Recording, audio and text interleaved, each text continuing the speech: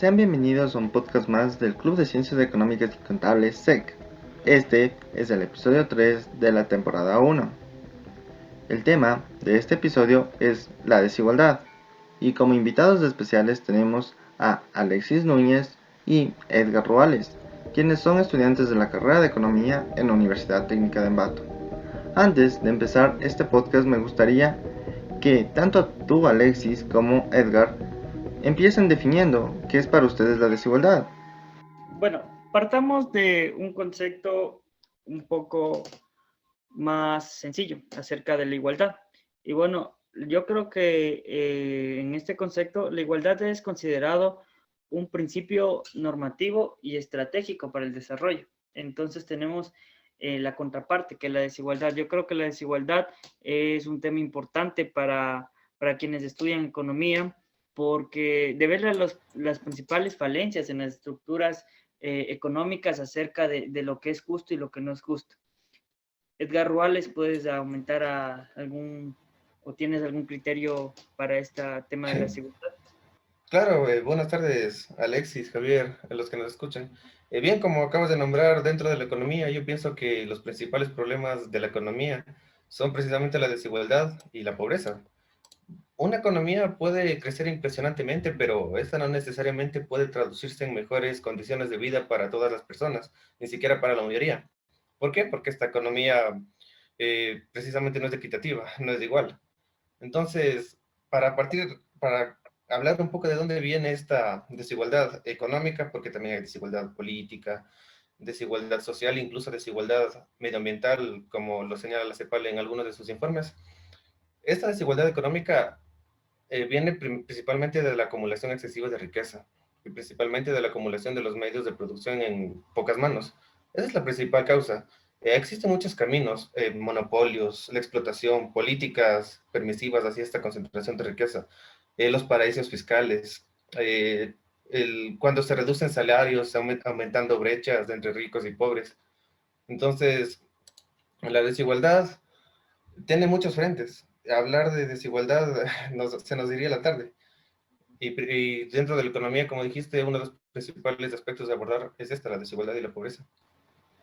Y bueno, ya que estamos topando acerca de la desigualdad y como nuestro tema es la pobreza, yo creo que en muchos casos ha habido algunos debates acerca de si la desigualdad está relacionada con la pobreza. Eh, por ejemplo, muchos sostienen que el problema de la desigualdad no es más bien un problema y más bien solo debería ser la pobreza porque en términos libertarios la desigualdad permite crear incentivos para la sociedad mercantil en un mercado competitivo. A esto yo creo que se podría añadir muchas cosas, como que la desigualdad debería ser algo imperativo, un imperativo social para todas las personas que tengan igualdad de oportunidades para poder desarrollar, como lo mencionan muchos autores. Eh, en esta parte se sostiene la vieja idea de que liberal, de que muchas veces dejar hacer, dejar pasar para que los actores económicos sean más eficientes, dejando de lado este deber fundamental que tiene la sociedad acerca de resguardar a las personas quienes son los que están más afectados ante crisis como las que estamos viviendo. Sí, precisamente políticas neoliberales, todo este pensamiento de que menos Estado, más mercado, ha sido los que nos han llevado a este punto de inflexión en que la desigualdad y la pobreza son groseras, vamos, o sea, según datos de la Oxfam, para 2010, 388 personas tenían lo mismo que la mitad del planeta, es decir, que 3.600 millones de personas.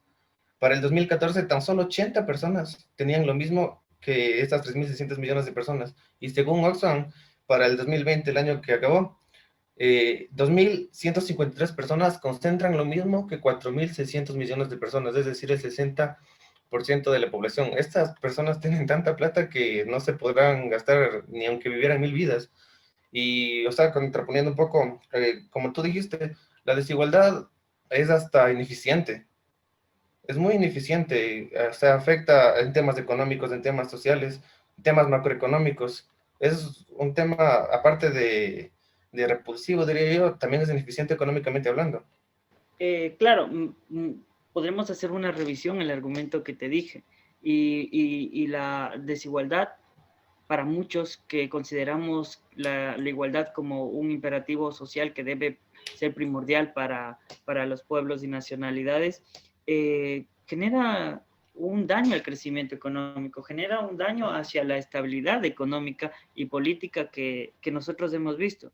Anteriormente a la pandemia hemos visto como grandes revueltas acerca de los derechos han surgido movimientos que reclamaban derechos como los primordiales que son la educación, salud, y es un factor importante de por qué la desigualdad puede ocasionar estos problemas y que debemos resolverlos, porque bien, bien lo mencionaste, no puede ser posible que cerca de más o menos un 1%, 2% de la población tenga el dinero o posea la mayor cantidad de riqueza que tiene todo el mundo. Entonces es algo que denota una cierta preocupación acerca de cómo nos estamos construyendo como sociedad y qué es lo que queremos dejar a través de nuestro trabajo, de nuestros ideales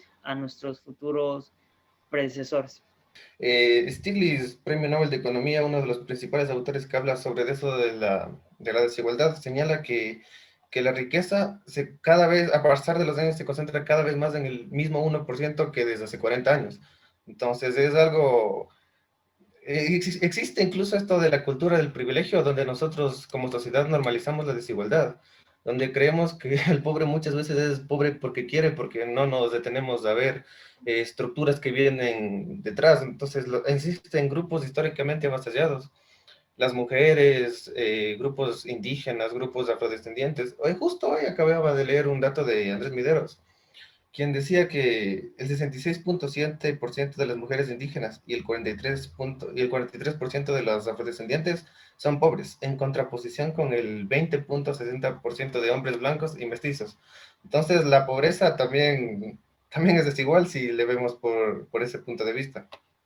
Claro, y bueno, tú hablas acerca de Stiglitz y bueno, yo podría citar a unos de estos autores que nos han iluminado acerca de la desigualdad y han ocasionado que el mundo de la teoría económica acerca de lo que vemos correcto y no correcto cambie hacia un sentido en el que nosotros vemos que muchas falencias en la estructura económica en la que nosotros vivimos han sido develadas y con esto hago referencia a Amartya Sen.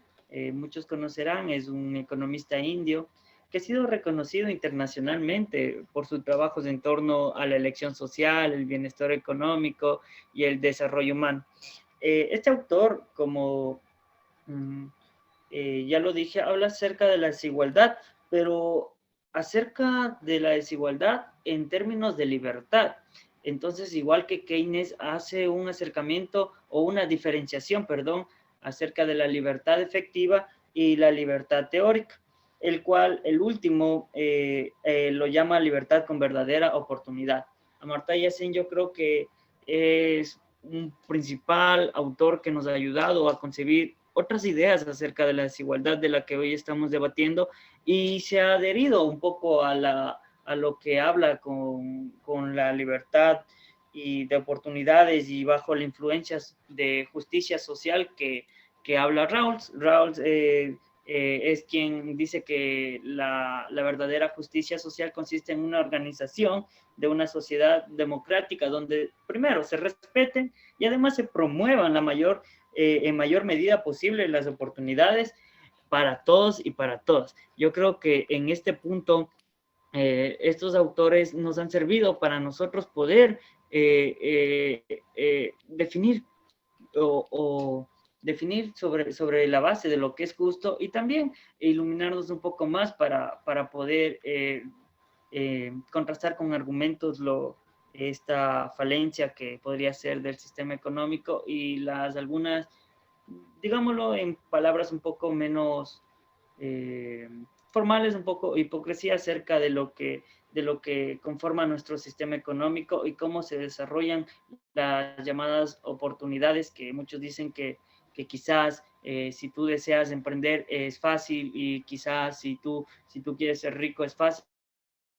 Las cifras económicas, como tú lo mencionaste, Edgar, no son nada atractivas para decir que nosotros como personas podemos ser lo que queramos, que si mañana queremos ser rico, va a ser fácil, cuando no es así, hay barreras de entrada y Sí. a eso yo creo que es lo que nos preocupa en términos de desigualdad y de pobreza.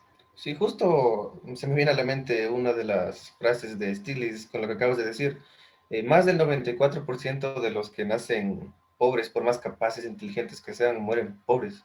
Y más del 95% de los que nacen ricos, por más idiotas, derrochadores que sean, mueren ricos. O sea, esa es la realidad del mundo, no es una cuestión de eres pobre porque quieres o porque no te esfuerzas lo demasiado, ¿no? Un poco también siguiendo lo que acabas de decir de Marta y todo eso. O sea, como dije al principio, ¿no? La desigualdad no es solo económica, puede ser principalmente, pero no es solo económica, es política, es medioambiental y es social. ¿Por qué? Porque incluso en sociedades como la nuestra, latinoamericanas, que dicho sea de paso es la región más desigual del planeta, eh, los políticos son los de siempre, o sea, son los hijos de los de siempre. La desigualdad viene incluso en la política, no tenemos ni siquiera espacio para participar socialmente ni políticamente. Los dueños de los medios de producción son los mismos que hace 60, 100 años. Entonces la desigualdad es un tema importantísimo, no solo en el ámbito económico, pero principalmente creo que sí en el ámbito económico. Bueno, ya luego de haber definido un poco sobre lo que es desigualdad, yo creo que podríamos acercarnos un poco al contexto de Latinoamérica, de cómo está la situación acerca de la desigualdad. Y yo creo que hay cifras demasiado importantes que serían buenos citar, como la situación que tú dijiste, es que la élite económica a veces concentra demasiados poderes que no permite la facilidad de oportunidades para progresar. Un dato del Centro de Estudios Latinoamericanos, CELA, dice que la élite económica está concentrando hasta un 40 o un 50% de la riqueza de nuestra nación. Un país siendo rico en minerales, en recursos naturales, suena demasiado contradictorio que ciertos conjuntos o económicos o ciertas personas puedan concentrar casi la mitad de nuestra riqueza. Y Sí, para ello podemos también citar lo que dice la CEPAL y cómo nuestra región está siendo afectada acerca de esta desigualdad. Eh, Mientras hay un 4.4 de pobreza en la región, que suman 28.7 millones, alcanzando un total de 214.7 millones en situación de pobreza, a la fortuna de 73 mil millones de millonarios ha aumentado en esta claro, sí. época donde nosotros hemos vivido que la mayoría está pasando por una situación difícil, ellos han podido aumentar en 48.200 millones. Entonces, vemos una crisis para quién y en términos de quién puede soportar esta crisis, y yo creo que es importante verle desde ese punto de desigualdad. Sí, como acabas de decir, un dato igual importante de Oxfam, en América Latina y el Caribe, el 20% de la población concentra el 83% de la riqueza. Los multimillonarios pasaron de ser 27 personas en el 2000 a ser 104 personas para el año que pasó. Entonces, tenemos 104 personas que prácticamente son los dueños de la región. O sea, es algo escandaloso. Y como dijiste, esos datos de la CEPAL, precisamente los países más afectados es Ecuador, en donde alrededor de 1000 familias concentra gran parte de la riqueza. Entonces, esto de la desigualdad en el mundo, así y en Latinoamérica, conlleva problemas macroeconómicos. ¿Por qué? Porque cae la demanda, porque tenemos poco ahorro que termina destruyendo a la vez las empresas, no permitiendo la creación de nuevas empresas.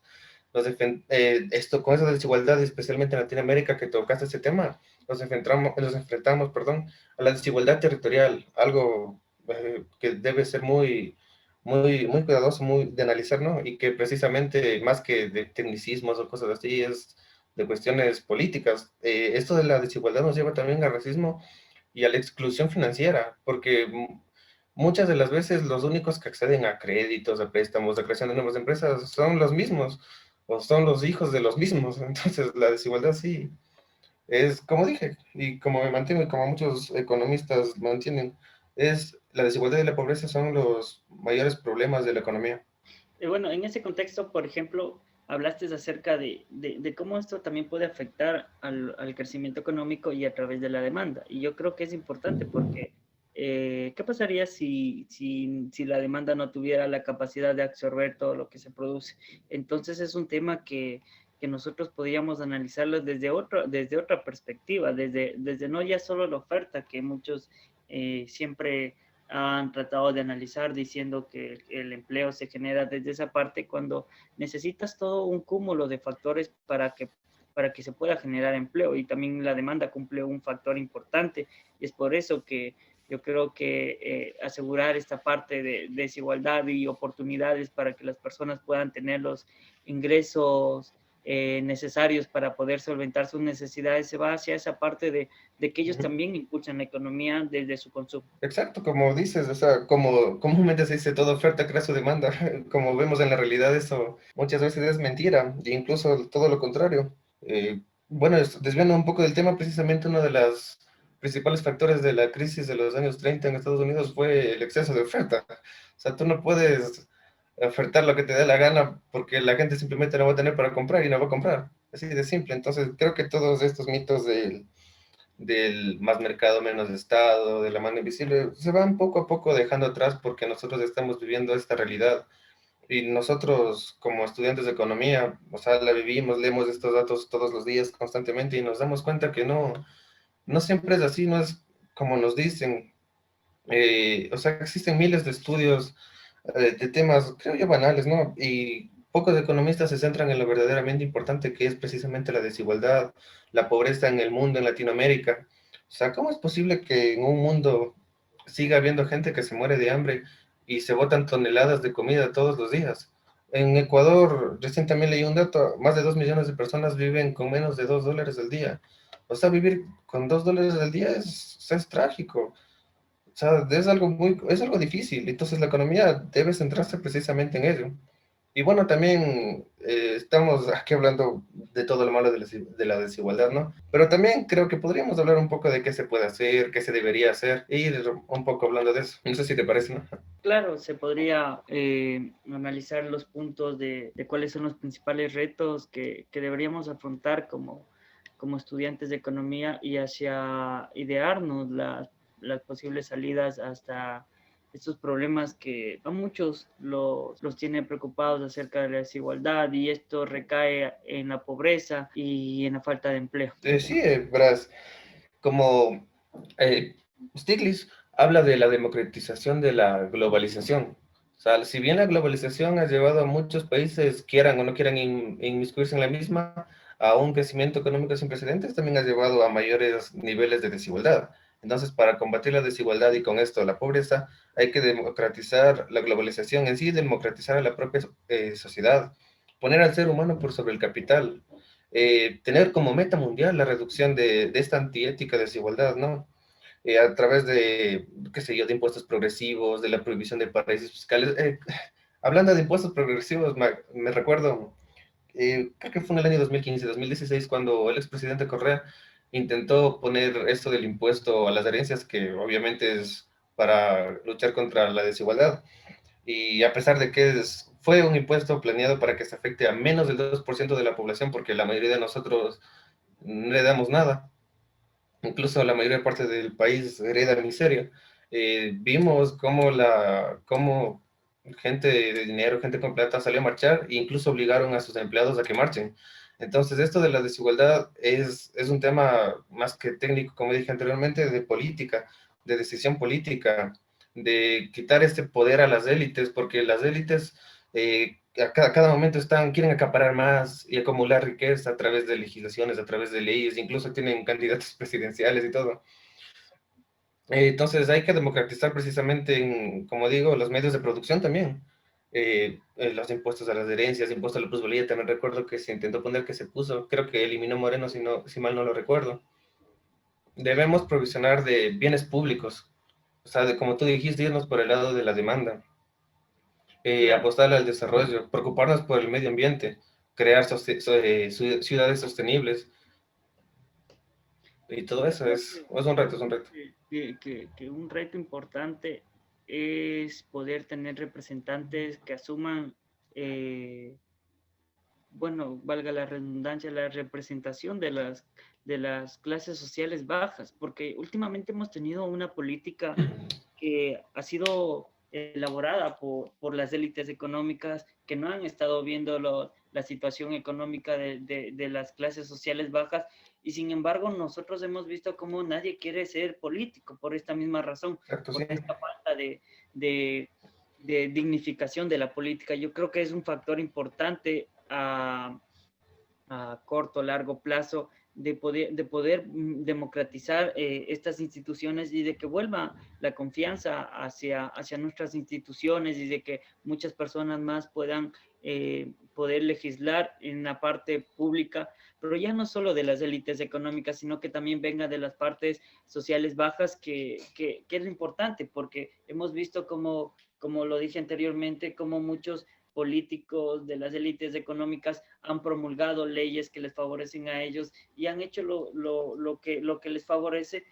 Sin embargo, no hemos tenido un buen representante que nos ayude en esa parte para poder legislar y acordar situaciones en las que nosotros podamos salir Y beneficiados. sí, bueno, precisamente como tú dices, en el contexto de esta pandemia, los que más ganaron fue precisamente esa élite, esos banqueros fueron los que más utilidades registraron, mientras la pobreza en Ecuador creció el desempleo, el índice de Gini, ahorita estamos en el 0.5.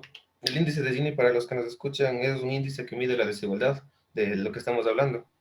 No sé, hablemos de eso, Alexis, ¿qué te parece? Claro, bueno, como te dije acerca de cuáles son las principales diferencias entre los ricos y entre los pobres, retomo la parte anterior, es como mientras unos han aguantado la crisis con desempleo, con más pobreza, otros se han hecho más ricos en cierta manera, como ya te cité el informe del Oxfam acerca de que 73 mil millones de millonarios logran en esta pandemia acumular más de 48.200 millones. Entonces, es algo que es un sistema económico en el que los pobres siempre soportan la caída de la crisis, que se tiene que salir con mayor explotación hacia las personas Sí. asalariadas. Es algo que nosotros no podríamos concebir como un sistema justo. Claro, hemos visto cómo la lucha de clases se agudiza en este contexto de la pandemia, ¿no? O sea, como los pobres se hacen más pobres y los ricos se hacen más ricos, según la propia CEPAL. Es un tema o sea, viene también por la parte moral y ética. O sea, yo no concibo cómo ciertos grupos económicos, banqueros, eh, son capaces de acaparar tanto y de seguir, por ejemplo, los bancos que te cobran hasta por un depósito, por un retiro, de seguir acumulando y acumulando al ver al mismo tiempo que ves a tu gente morir en las calles, como vimos lo que pasó en Guayaquil, lo que pasó en muchas partes del país. Entonces, para combatir la desigualdad, o sea, hay que decirlo, se debe combatir estas élites económicas, y todo esto viene desde la colonización, ¿no? Incluso la cultura del privilegio se viene instaurando, e incluso nosotros vemos a gente, asalariados, a personas qué sé yo, tendrán un sueldo básico, a defender privilegios de estas personas, ¿no? Y que incluso que tienen sus representantes de la asamblea que dictan leyes, estas leyes de la ley humanitaria, o sea, que se traducen en afecciones a la masa popular, al pueblo, al trabajador. Tienen hasta su propio candidato. Yo creo que el sistema político, aunque muchos no lo quieran ver como un factor importante para trabajar en la igualdad, eh, yo creo que es Eso es esencial importantísimo, sí. que se retome esta parte como un poder que es necesario que las clases sociales puedan retomar y puedan participar y que puedan legislar desde esa parte. Como tú lo dijiste, acerca muchas veces hay la cierta disparidad entre igualdad de resultados, igualdad de oportunidades. Muchos dicen muy bien, tú tienes la capacidad de poder ser rico, de que puedas llegar a ser alguien, pero hay barreras que muchas veces no se Claro, pueden y pasar. ponen de ejemplo a Steve Jobs que pudo hacerse multimillonario. Lo que no te dicen es que él recibió una herencia de como $200,000 para empezar. O sea, ¿quién de nosotros va a recibir $200,000 para empezar su negocio? Son pocos, casi nadie. Aquí en Ecuador, Las la, mismas alentadoras. ¿perdón? Yo creo que las cifras mismas son desalentadoras. Sí, Pensar cuántos Steve Jobs hay en el claro. mundo, cuántos pobres hay, la probabilidad de que seas un pobre más es mucho más alta que de que seas un rico millonario, como muchas personas te lo Sí, venden. y eso, exactamente, hablando con estadística, hablando lo que te dicen los datos mundiales, o sea, la realidad es muy diferente a la que te dice el status quo, ¿no? A lo que nos enseñan a nosotros mismos en las aulas de economía, muchas veces nos enseñan que está bien las cosas, que así debe ser, pero no, no deben ser así las cosas deben cambiar y deben cambiar precisamente con estudios económicos, pero a través principalmente de la política. La política es la única capaz de cambiar esto. El único camino que hay es la política, claro, basado en técnica, en economía y en demás ciencias importantísimas.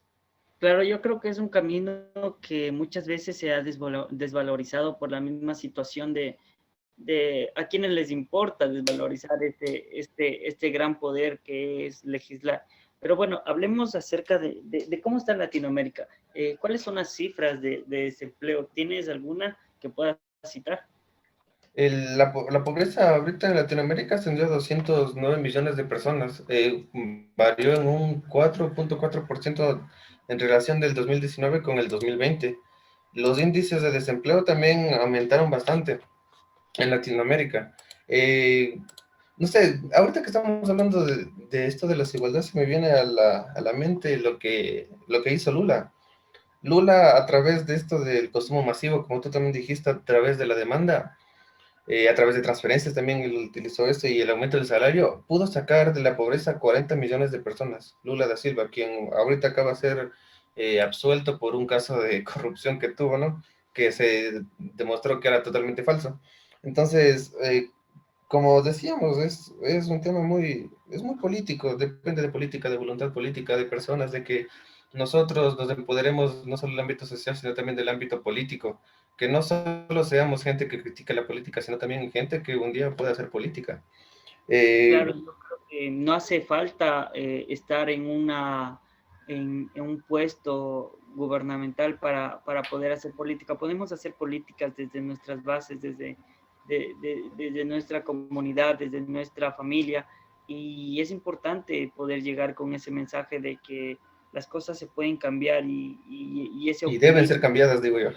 Y claro, y ese optimismo que podemos compartir acerca de que podemos diseñar algo mejor de lo que tenemos. Ya, bueno, hablaba acerca de cómo esto de hacer política no solo desde los espacios gubernamentales, sino también desde nuestra comunidad, desde nuestra familia, poder compartir un poco de política, de economía y también hablar acerca de oportunidades que podríamos tener acerca con una visión de un futuro esperanzador, porque yo creo que lo que hoy tenemos es una sociedad desesperada, Sí. sin un sueño hacia algo próspero que puede ser el futuro. Claro, y bueno, y hablando de todo aquello y en este contexto de la pandemia, no sé si estamos con tiempo para citar algunos datos que me parecen importantes.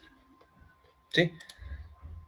Bien, bueno, según Oxfam, uno de sus informes nos dice que el incremento de las fortunas de los 10, ya no se habla de millonarios, multimillonarios, sino de billonarios más ricos del mundo, desde que inició la crisis, bastaría para evitar que nadie sea pobre y que todo el mundo se pueda vacunar.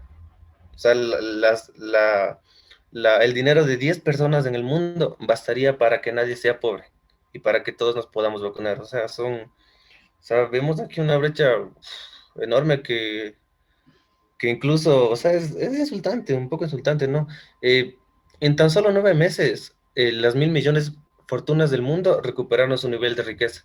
mientras que nosotros, los pobres, los de abajo, se estima que en más de una década podremos volver a los niveles anteriores de la pandemia. Y bueno, yo creo que eso, para muchos, yo creo que lo toman como un problema de que haya ricos, cuando no pasan ni siquiera por ese punto y más bien es sobre cómo se redistribuye la riqueza de las naciones, de ese acaparamiento de la riqueza y varios sectores sociales que sufren sin poder tener un alimento cuando muchas veces otras personas no tienen en demasía, ¿no es cierto? Sí, eso me recuerda a una de las frases que escuché en la facultad. Creo que algún profesor me dijo que existen dos clases de economistas, los que quieren hacer más ricos a los ricos y los que quieren hacer menos pobres a los pobres. Entonces es precisamente el tema va por ahí, no es que nosotros de abajo estamos en contra de los millonarios. Ahora, si tu fortuna es bien habida, si te esforzaste, bien, chévere, pero no a esos niveles insultantes. Pero también existen multimillonarios que están de acuerdo con que deberían pagar más impuestos a su renta, con que se debería democratizar un poco la riqueza. Si no me equivoco, el mismo Steve Jobs ha hablado acerca de que los multimillonarios deberían pagar más impuestos, que es una de las medidas que se deben aplicar para luchar contra la desigualdad, contra la pobreza, políticas Claro. redistributivas. Sí, sí, de hecho él mismo fue quien hablaba acerca de ese tema. Y bueno, Ujú. comencemos con los datos, vamos un poco culminando y hablemos de desempleo. La tasa de desempleo actualmente para América Latina se sitúa en un 10,6%, que, es, que es un dato alarmante, es decir, la búsqueda de trabajo aumentó en 5,4 millones, de 5,4 millones a 30,1 millones de personas. Entonces, el panorama que nos viene a continuación tampoco no es muy Alentador. alentador. Más bien puede tender a empeorar las cosas. Como la CEPAL lo dice, podríamos llegar no solo de un 10,6%, sino a un 11,2%. Entonces son cifras alarmantes. Y bueno, revisemos las cifras de Ecuador, cómo estamos con la situación actual en esta controversia de la pandemia, de cómo nos ha ido afectando. ¿Tienes algunas cifras acerca de desempleo? El del índice de Gini, como estamos hablando ahorita bueno, ahorita, justo que hablas del desempleo, se me viene a la mente uno de los autores que dice que precisamente la desigualdad se origina por el paro, por el desempleo, que es Piketty. No sé si has leído, es un economista francés, actual, uno de los mayores intelectuales del mundo, ¿no? Él dice que la mayor desigualdad la provoca precisamente el desempleo. ¿Por qué? Porque el rendimiento del capital es mayor al crecimiento de la economía. Entonces, por tanto, quienes cuentan inicialmente con ese capital, con esta riqueza en forma de inmuebles, de herencias, patrimonio, son los que se benefician del crecimiento y no los trabajadores. Claro, yo Entonces, creo él a que través de, bueno, unas fórmulas matemáticas y revela que la crisis, bueno, él habla de, cuando escribió esto, habla de la crisis del 2008, si no me equivoco. Nos dice que quien los pagó fue precisamente las clases medias, que aumentó el desempleo y todo eso, y esto conllevó a una desigualdad sin precedentes hasta este momento, ¿no? Que yo creo que es un punto de la historia en donde la desigualdad, la pobreza y el desempleo no ha visto unos niveles semejantes, quizá comparables con lo de los años 30.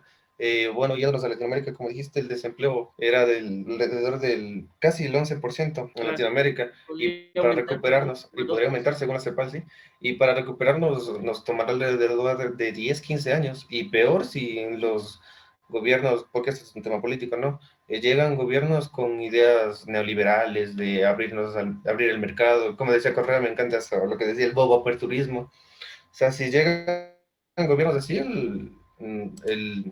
para volver a los niveles de ingreso anteriores a la pandemia, nos vamos a demorar mucho más. Claro, yo creo que como tú dices, el mercado es el principal eslabón hacia la desigualdad y hablar de desigualdad es hablar de pobreza, desempleo y como tú dijiste también en términos ambientales, entre otros, que abarca un conjunto de temas muy importantes y que deben ser tomados en cuenta. Bueno, ¿cómo Realmente. está la situación acerca de Ecuador? Bueno, vemos ahorita acerca de casi un 10% de la economía ecuatoriana ha estado decayendo. Bueno, iniciamos ahora un 2021 con 1.8 millones nuevos de pobres. Ujú. Es un dato alarmante, con, no en una situación de pobreza normal, sino una pobreza extrema. Alrededor de 1.4 millones de ecuatorianos están ingresando a la pobreza. Entonces, es decir, estamos con datos que nos revelan una situación complicada, una situación que debe ser tomada en cuenta para el próximo presidente y que necesita que sean revertidas para que, como tú lo dices, no podemos esperar 15 años, 5 años para que nuestra economía vuelva a estar en flote, sino que necesitamos desde ya idearnos una estrategia para poder salir de esta situación que nos aqueja y que está afectando a millones de personas y sobre todo a millones de ecuatorianos, si es en el caso de la economía ecuatoriana. Sí, precisamente la economía ecuatoriana, según la CEPAL, los tres países mayor afectados por la pobreza, por el aumento de nuevos pobres, va a ser México, Nicaragua y Ecuador.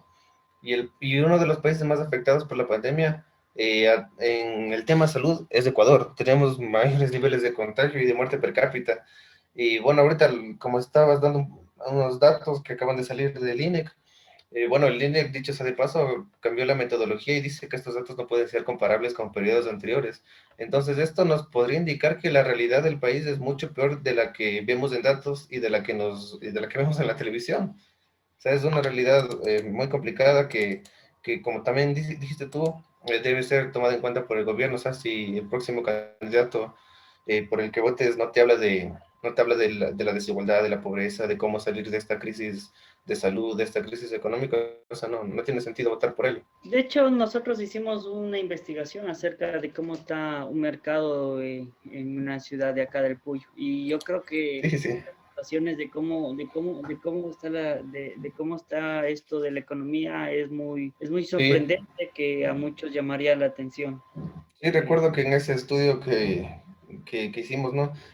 O sea, había personas que a duras penas vendía solo para comprarse un almuerzo en todo el día. O sea, claro, gente que, ni siquiera para sí, pagar lo que vendían. No era ni ganancias, más bien no era ni era, ganancia. Como sí recuerdo uno de esos datos que me pareció, o sea, alarmante y preocupante,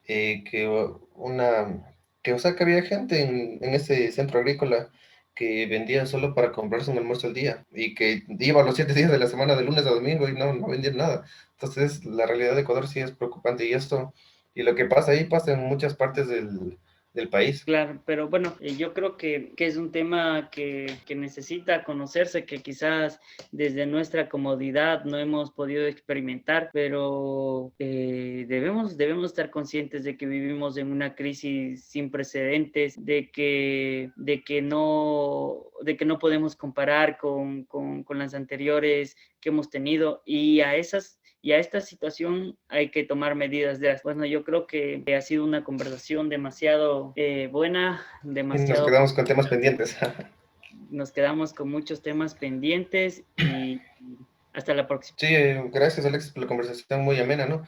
Para concluir, decir que la economía y la política debe ser capaz de reducir la desigualdad que fue hoy nuestro tema de la charla, pensando en el género humano, en las personas, no en los privilegios de unos cuantos, que ni siquiera podrán gastar su fortuna por más cosas que compren y bañen de oro o adornen con diamantes. Hasta la próxima.